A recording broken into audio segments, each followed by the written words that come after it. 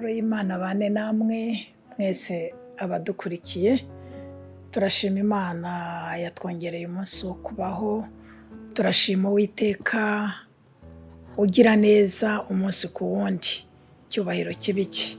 Tugiye kuganira ijambo ry'Imana, igitondo cya none ndakubwira ngo Imana irahari. Imana irahari, Imana iragukunda, ariko Imana irahari kuguhoza. Icyo nicyo nashaka kukubwira igitondo cya none. Imana irahari kuguhoza, amarira umaranye iminsi, amarira ufite, ibibazo, ibigeragezo by'isi, ntabwo bizabura n'umunsi umwe, ntabwo bizabura na rimwe, ariko Imana irahari kuguhoza. Nicyo nje kukubwira uyu munsi wa none. Dawidi yaravuze ngo amarira yanjye, reka dusome muri Bibiliya, Zaburi ibice 42 umurongo wa 4 yenda wonyine, reka tuwusome. Yaravuze ngo amarira yanjye niyo yambereye nk'ibyo kurya ku manywa na nijoro, kandi bahora bambaza bati bahora bambaza umunsi ukira bati Imana yawe iri he? Nawe bashobora kuba bakubaza buri munsi bati Imana yawe iri he? Kurimo kurira kandi ufite Imana, kurimo gutabaza kandi ufite Imana, kurimo gutakamba kandi ufite Imana. Nshuti y'umusaraba, Imana irahari kuguhoza. Nicyo nje kukubwira uyu munsi wa none, nicyo nkubwira. Bibiliya ijya imbwira ngo ahari kurira kwararira umuntu, ariko bwacya impundu zikavuga. Nawe ndakubwira ngo ayo marira urimo kurira, menya neza ko hari Imana ije kuguhoza. Urambaza uti yampoza ite? Yaguhoza mu nzira zayo, ngo igira inzira zirenze ibihumbi. Hari ukuntu Imana yo mu ijuru igihoza. Ndabikubwira mbizi, ndabisobanura mbizi, ndagusaba we ngo wikomeze ku Mana. Dawidi byari bimukikomereye, byari bimugoye, ntibyari bimworoheye, ariko nawe abura uko abigenza, atakambira Imana, yinginga Imana. Igihe kimwe Imana yo mu ijuru iramuhoza. Ndakwinginze rero ngo nawe wikomeze ku Mana gusa, wikomeze ku Mana ishobora byose, wikomeze ku Mana. Muri iki gihe biragoye, nabigusobanurira. Ntabwo abana b'abantu bizerana, umugore ntakizera umugabo, umugabo ntakizera umugore, umwana ntacyumvira umubyeyi. Ibi ni ibihe turimo bigoye, bikomeye, bitoroheye abana b'abantu, ariko hari Imana yo mu ijuru. Hari Imana ijya inyuranya ibihe, hari Imana ijya ihindura ibihe, hari Imana ijya ihoza amarira. Umwana w'umuntu akayoberwa uko byamugendekeye kubw'imbabazi z'Imana gusa, ntabwo ari uko tuba turi abakiranutsi. Noya, nawe rero urimo kurira uyu munsi wa none, ndashaka kukubwira ngo humura, hari Imana. Umuntu abana n'undi, ndabigusobanurira. Umuntu abana n'undi muri iyi minsi, mu bishakishe murabibona biriho, ndabikubwira mbizi. Bakabana basezeranye kubana, bakabana bakundanye, bakabana, ariko umwanzi akaza akabiba urukungu nk'uko Bibiliya itubwira, akaza akabiba amacakubiri, akaza akabiba umwiryane, akaza akabiba ibibi muri bo. Iyo amaze kubibiba rero, hatariho ushobora gusobanukirwa ngo umwanzi yaduteye, hatariho usobanukirwa ngo dupfukame dusenge, yenda bamwe batabizi, basoreza mu nkiko. Ni agahinda cyane cyane iyo abantu bahuriye mu rukiko, babanaga mu nzu, ukumva umuntu w'umugabo wize, usobanutse, usa neza rwose, w'imfura, agahagarara akavuga ati nari ngiye kurya, ati mbona akatsi mu biryo. Umugore yarandoze. Nshuti z'umusaraba, nta mugore wakuroze, ahubwo umwanzi yarabateye. Umwanzi yaraje ngo abarize. Hanyuma rero icyo nshaka kukubwira wa mugore, iyo usubiye mu rugo, usubira mu rugo urira gusa, nta kindi. Usubira mu rugo urira. Ntabwo mvuga ko abagabo ari bo babi, ndavuga ko Satani ari we mubi. Iyo yakoresheje umugabo, umugore ararira. iyo yakoresheje umugore, umugabo ararira n'abagabo bararira. Hari ingo muri iyi minsi umugabo abwira nyina ati mama ntuzagere iwanjye, umugore wanjye yagenda. Ibyo ni ibintu bibabaje cyane. Amarira ni menshi muri uru Rwanda, amarira ni menshi muri iyi minsi, amarira ni menshi cyane. Ariko ndagusabye ikomeze ku Mana. Hari Imana irahari kugira ngo iguhoze. Hari Imana yaguhoza. Kugira ngo iguhoze rero ni uko uyisanga. Ndakwinginze sanga Imana. Ese Imana muhura ryari? Ese Imana uyizute? Ese Imana uyifata nkande? Ese hari ubwo yigeze ikubera inshuti?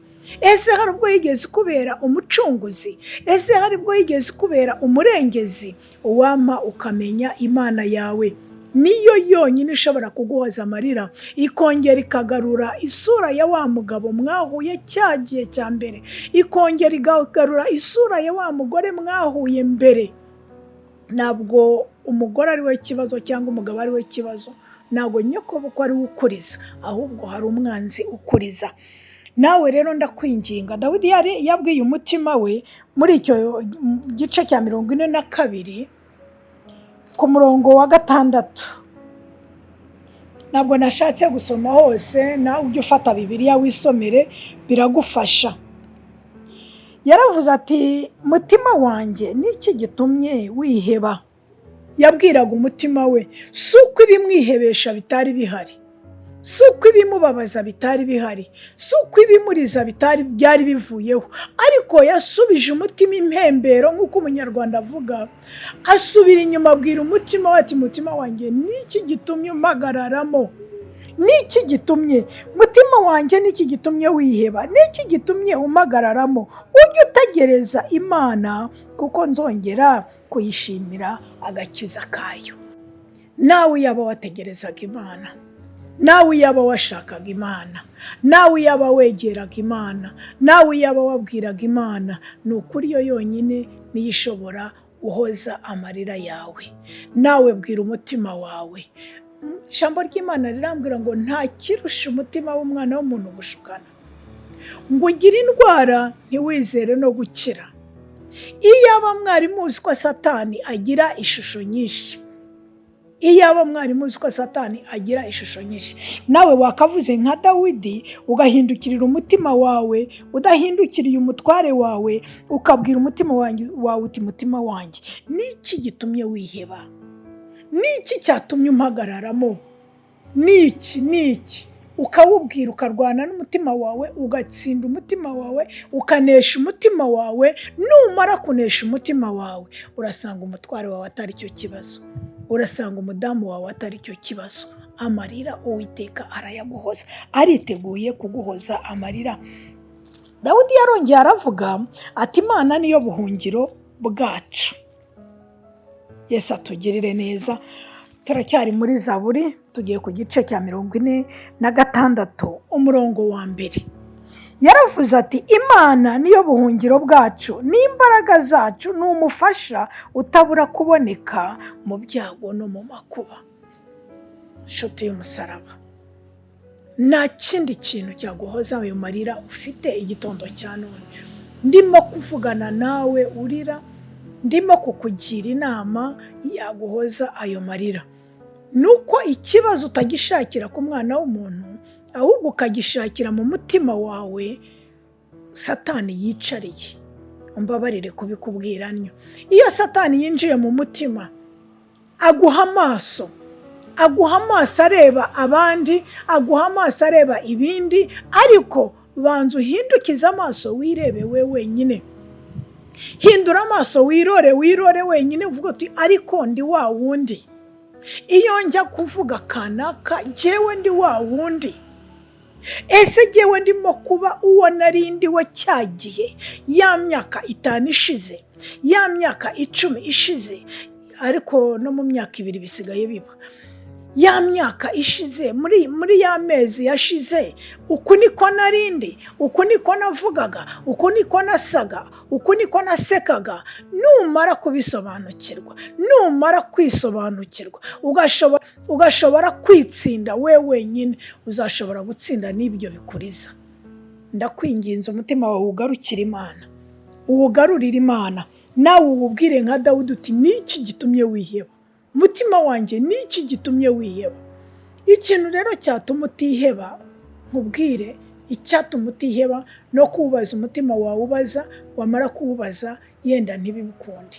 Ariko ikintu kimwe cyatuma utiheba, cyatuma ushobora kunesha uwo mutima, cyatuma ushobora kuwubwira umutima ukawucisha bugufi bigakunda, nuko we wenyine wakwemera uwo mutima wawe ukicazamo Kristo. Iyo Kristo yicaye mu mutima, ntabwo nawe uhungabana. Uramubwira uti Imana niyo buhungiro bwanjye. Hano handitsemo bwacu muri Bibiliya yanjye, nibaza niyawe ko ariyo yaba byanditse. Imana niyo buhungiro bwacu, n'imbaraga zacu. Imana ikubereye imbaraga, Imana ikubereye ubuhungiro, Imana ikubereye ubwihisho, Imana ikubereye ubwugamo. Nshuti y'umusaraba, washobora gusobanukirwa ko ibikuzungurutse atari byo bikuriza, ahubwo urarizwa n'iki? Urarizwa no kutisobanukirwa, urarizwa no kutamenya uwo uriwe, urarizwa no kutamenya Imana yawe ni iyihe, Imana yawe ishoboye iki. Dawudi yarabimenye, aravuga ngo n'imbaraga zacu. Imana niyo buhungiro bwacu, n'imbaraga zacu.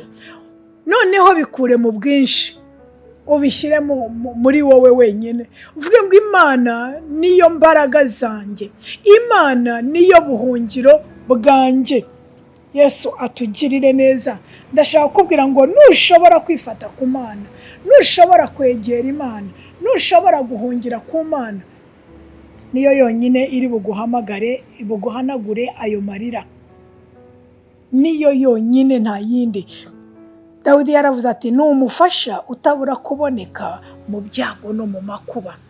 Numufasha utabura kuboneka mu byago no mu makuba.